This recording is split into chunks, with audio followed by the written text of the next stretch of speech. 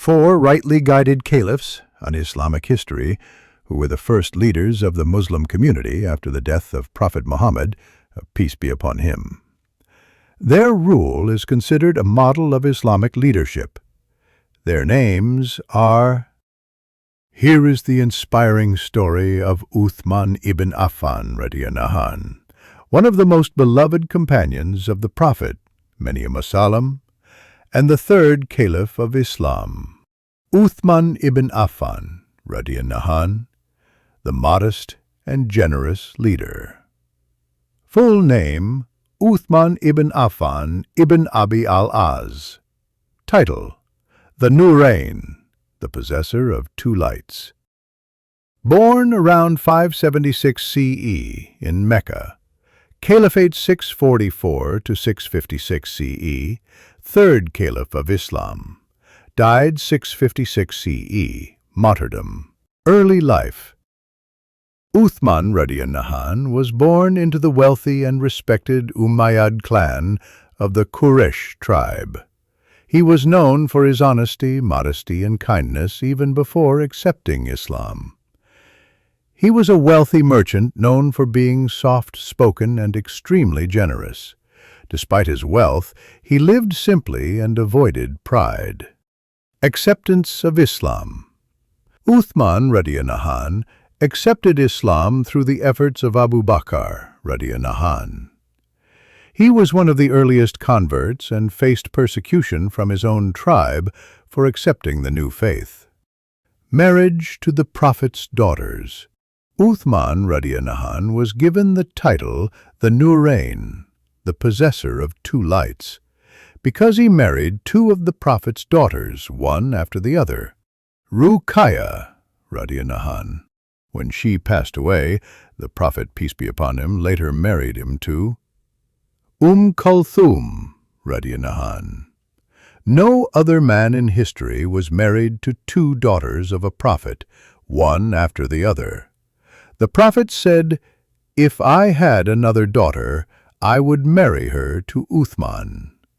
Support of Islam and the Prophet. Uthman radiyallahu anh played a major role in the early Muslim community. Migration to Abyssinia. He and Ruqayya radiyallahu anh were among the first to migrate for the sake of their faith. The Battle of Badr. Though he did not fight due to caring for his ill wife, the Prophet counted him among the participants and gave him a share of the spoils. Battle of Tabuk. He funded a large part of the army from his own wealth, donating hundreds of camels, horses, and coins. The Prophet said, "Nothing will harm Uthman after what he has done today." Compilation of the Quran. One of Uthman's most lasting achievements was standardizing and compiling the Quran into a single version.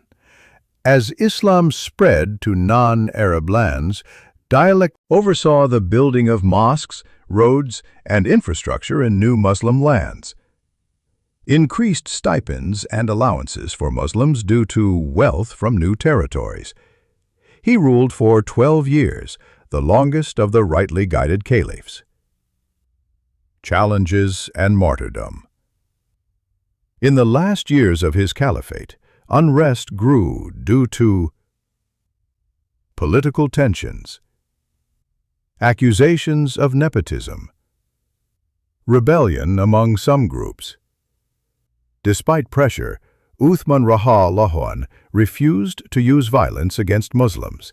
He remained peaceful, patient, and firm in his trust in Allah.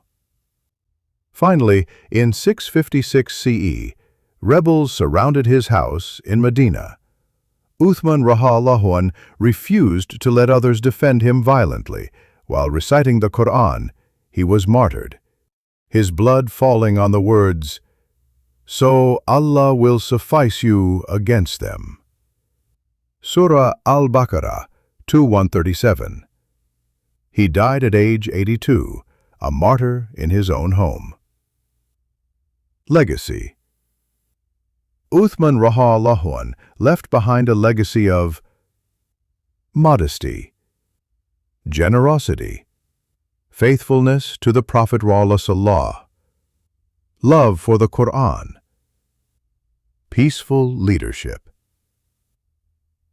Would you like a shorter version for children, a timeline of his life?